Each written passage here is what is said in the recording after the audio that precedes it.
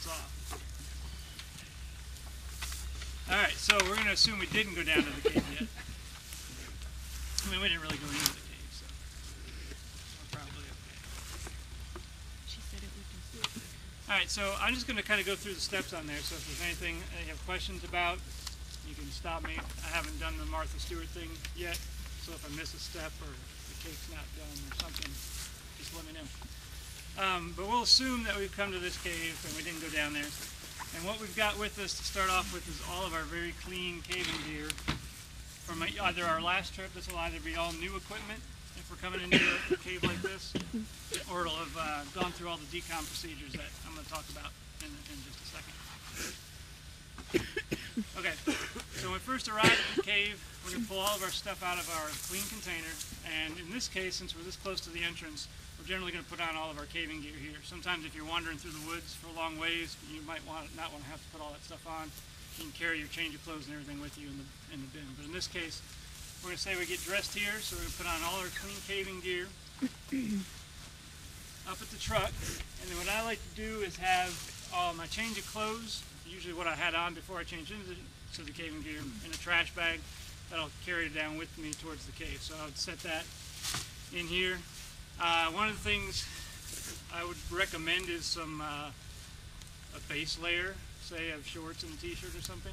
You're not always in the middle of a nice field like this, side of a road near a house, surrounded by 30 people. So the base layer is good. You can change down to that. Put all your caving gear on top of that, your change of clothes in here. And then I'm going to pack all of my cleaning gear in there as well. So we got some disinfecting wipes, some wash water, brush, towel, and of course some trash bags. Alright, so that's all going to go into the Tupperware. This assume I have on. We're going to close this up and then we're going to head towards the cave. We're going to pick an area down there for our decon area. It's going to be a little ways away from the cave, at least 100 feet or so, and definitely away from your vehicle, so I wouldn't be leaning on it when you're contaminated. So we're going to have a kind of a halfway point. Usually works best. You don't want to walk too far and work too hard at it, but keep them good distances either way. So once we determine what that area is going to be, I'm going to set this down. I'm going to pull out my clean gear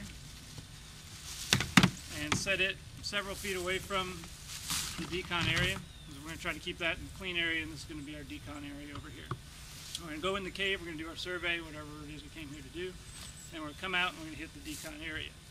Once we get here, we're going to take the lid off, throw everything out, and start the decon process, which basically just breaks down to taking off your outer layer of clothes, your gear, your helmet and stuff, and putting it in plastic bags. Alright, we'll put everything in the trash bags, and if there's an excessive amount of mud, like if it's a really muddy cave or something, we can use the brush and our wash water to scrub off some of the boots, our helmets and things like that, just to kind of get a start on what we're going to be doing at home. But once we get all of our stuff in the bags, we're going to throw it all back into our container. We're going to use the wash water, scrub brush, and some of our disinfecting wipes then on our skin, our hands, make sure we get all the cave sediment off of our extremities. And then usually I'll leave one of these out so that once I have everything in here, I can put the lid back on, wipe it all down with one of the disinfecting wipes, then throw that in there, seal that off, and it's going to stay sealed until you get home. You can then walk your several feet over to your change of clothes, get all that out, go. A question? Yes. On the disinfecting wipes, it's just a quick wipe, okay? Oh no, it's a scrub. We're getting rid of, remember, all this disinfecting stuff, it requires that we get rid of the cave sediment. So we're going to try to get rid of as much sediment as possible, which means, yeah, scrubbing. If you want to use a scrub brush on your skin, I suppose that's an option too. Is there a certain amount of time that the disinfecting wipes are supposed to stay? Well, it's supposed to stay moist for 10 minutes. But I think, you know, scrubbing down pretty good and getting all that off of your skin is probably going to be okay. All right, so we've got everything in here. We've changed into our clothes. We're all clean. We can now safely lean against the truck because everything that's contaminated is now in here. And then we're going to take this home and we're going to do our whole decon procedure at home, which basically involves just washing all the sediment off of everything and running it through and soaking it in our solution. So usually what I do get home is separate everything out into what we call in those cards porous, non-porous, or submersible and non-submersible gear. All your submersible gear is basically anything you would normally throw in your washing machine. Your caving coveralls, gloves, backpacks. Turns out not your shoes. A well-placed call by Corey's mother-in-law indicates that these are not good for washing machines. So I usually put that aside with my non-submersible gear to be washed by hand. All right, so we're going to throw all of the submersible gear in the washing machine. We're going to run that on any temperature using recommended products such as Woolite. Remember, the goal here is to get all the sediment off. So if you do have like a lot of mud caked on and you don't want to throw it immediately in your washing machine, hitting it with the garden hose or the scrub brush or something prior to throwing it in the washing machine isn't a bad idea. So while that's washing, I'll use the I'll get my non-porous gear rinsed off using the scrub brush water to get all the sediment off. So that's all cleaned up. And I think usually a garden hose works the best on the boots, but if you don't have that or you want to use the brush and water, that's fine. Key again, just get rid of all the sediment. So once all that's cleaned off, all your stuff's clean from the laundry machine, we're going to soak it in our recommended disinfecting solution. And what I like to do then is just throw all of this stuff back in the bin. If you have a lot of mud in your bin or for any reason, it's definitely a good idea to rinse that out as well. But I'm going to throw that all back in there. And the recommended concentration for the solution is 1 ounce of this disinfectant per gallon of water. What I've found, this is an 18-gallon bin, so usually with the help of a small cinder block sitting on top of everything, it's Corey's idea, I can fill this up to about 10 gallons, which breaks down to 1 1/4 cup of this, which is just a little bit easier for me to sit there and do 1 ounce for every gallon. So you can usually cover it in about 10 gallons with the water. And we'll let that soak for at least 10 minutes. And while that's soaking, we use a spray solution, the same concentration, on all of our hard-sided equipment. So while this is soaking, this is sitting out, you'll spray that. And that's something that you do want to try to keep wet for that 10 minutes. So you may have to reapply as you're going through that. After the 10 minutes is up, we're going to pull all that stuff out, hit it with the hose, rinse it really good, allow it all to air dry. We can pack it back up into our bin and be ready for our next trip to Bellman Cave. Are all Formula 409s created equally? Oh, they're not. It's actually quite confusing. The recommendation is for a quaternary ammonia compound on here. I actually did have to do some research just with this one because it seems like every time I go to Lowe's they have something different. And so there's a list you can look online for quaternary compounds, and in this case I think this is the dimethyl benzyl ammonium chloride, and you want this at least 0.3% concentration. That's what's recommended. So 409 makes it, Lysol makes something like that. I think, I'm sure there's others, but that's the key ingredient. It's cheaper by the case. What's that? Cheaper by the case. Sure, it's cheaper by the case, yeah. Now, I would imagine in the area where you hose down things, that you want a separate area where you wouldn't normally walk at through home on a daily basis. Yeah. Don't track that stuff. Exactly. Yeah, you want to try to keep that, as much separate as you can. But hopefully, with all the disinfectant chemicals also rinsing around in there, you're killing some stuff in that area. Well, now the way you went through it, I rinse it with a hose, and all this sediment is going to be a little pile next to my back door porch or something. Definitely a concern. And if I go over here to do this stuff after I pull it out of the wash, which could be on the other side of the house, the next day I walk through that, I just recontaminated myself and the shoes and whatever else I spread it to. There's spores there, theoretically. Theoretically. But one, we're just trying to reduce the risk, and two, we're talking about a cold-loving fungus. The spores hopefully are going to be not as active, or the fungus certainly isn't going to be active sitting out on your porch.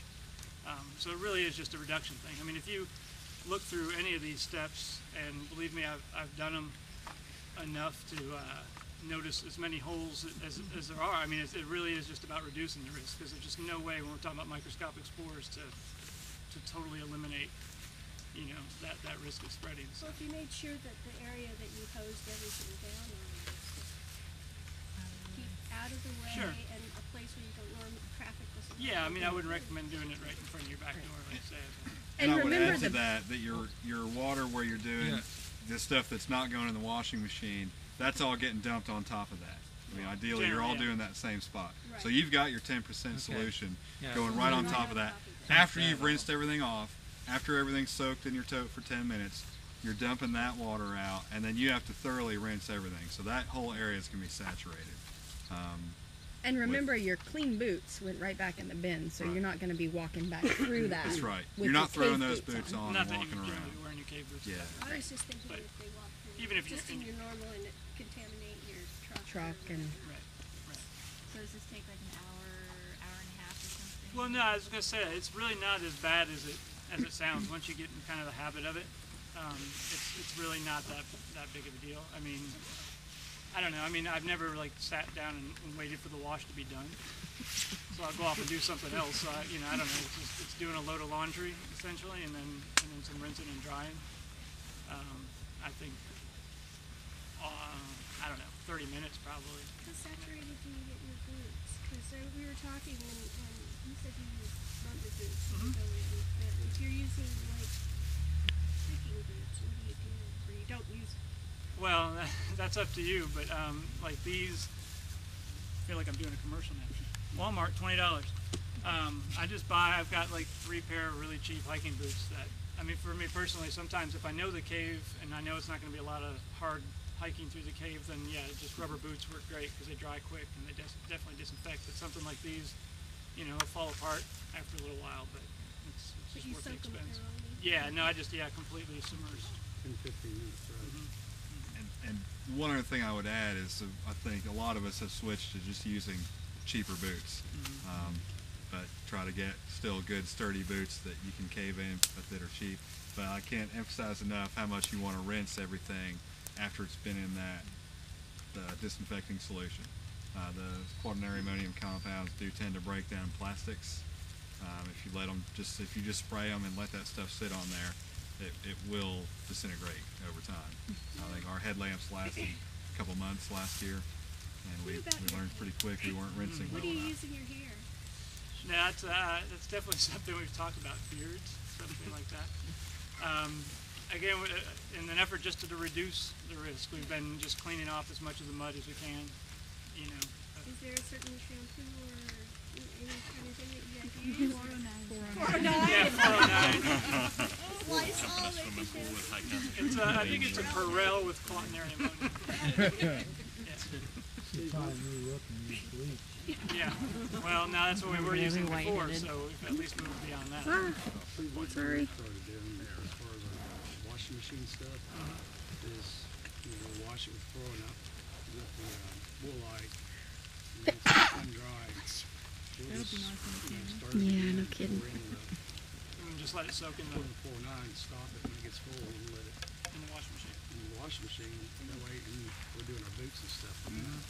Yeah, I'd say as long as you can, be sure your concentrations are correct in your washing machine, and that should be fine. And you have a rinse cycle right there. Yeah, it saves us stuff, because we do it all, we like, do 3 days and do 3 sets of gear, and then Yeah.